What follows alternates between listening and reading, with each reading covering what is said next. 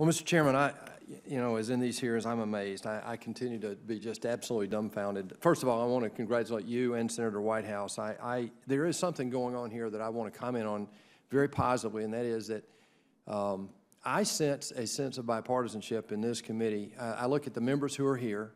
Most of them who are here are generally at these hearings about changing the budget process. I want to applaud Senator Murray for her prior work and focus on this. And Senator Whitehouse, God help me, it sounds like he and I are agreeing on a lot of things in the last few meetings about how to move forward. You better go check with your staff. Yeah, really. But having said that, I want to make a couple comments. First of all, there's $6 trillion not in this economy right now because of our malfeasance. $2 trillion sitting overseas in unrepatriated tax, $2 trillion on bank balance sheets. We could argue why it's there, but it's there, the largest in history. $2 trillion on Russell 1000 balance sheets because of the uncertainty you gentlemen talk about. I'm just a dumb business guy, but I can tell you it's real. I wouldn't invest in this environment, and they're not. And that's a huge drag on this economy. We've got two governors sitting right across from us, and they both have run great governments and in physically responsible ways. What we're doing right now, we have no planning, no capital budget, no balance sheet. We have cash accounting and accrual accounting in different parts of our government. We have a DOD, which is the single largest budget, I think, outside of the mandatory expenditures. We can't even audit it. I mean, call Walmart and explain to them it's okay to call the SEC next year. And by the way, there's too large to be audited. We'll see you next year. It can't happen, right? This is unbelievable. We have a budget process that's only worked 4 times in 40 years. That's not a partisan statement.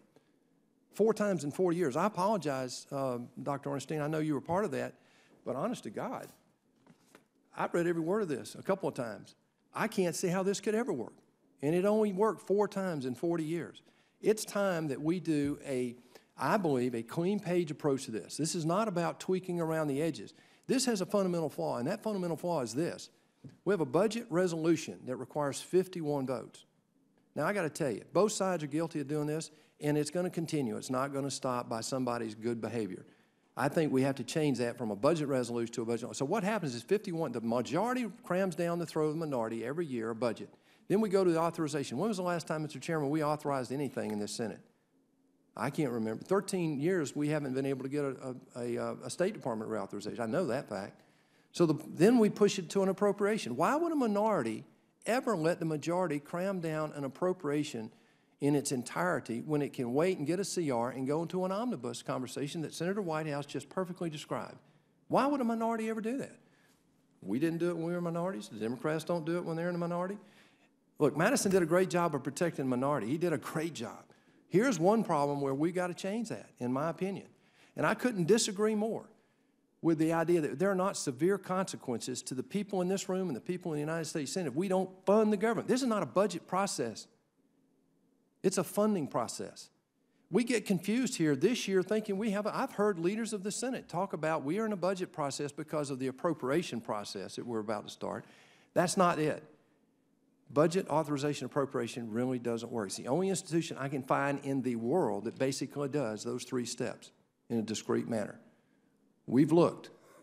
And what I think has to happen is that we've got to have severe consequences for not funding the government in an appropriate amount of time. I think the fiscal year does need to be changed. I can make a large argument right now that every new Congress starts 3 months behind. And we've got an appropriation process that takes too long, too much calendar time with the rules of the Senate to do 12 individual bills. This, gentleman, I want submitted to the record. This is what we have right now from a committee structure.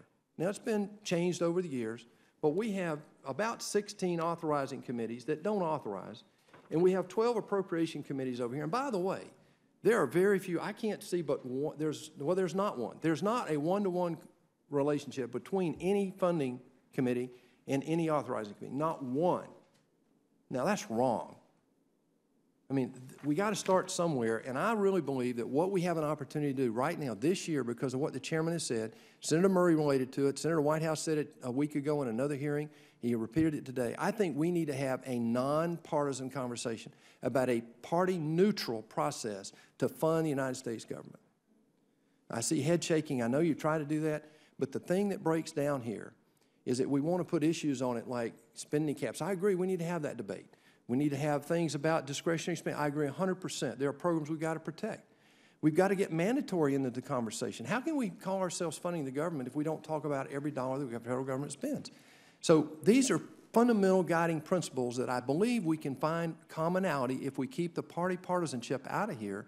And my question to you guys is basically, Dr. Ornstein, I respect your work so much. I've read much of it. All of you have great pieces of work, great thoughts in here, and have made huge contributions. We need your help.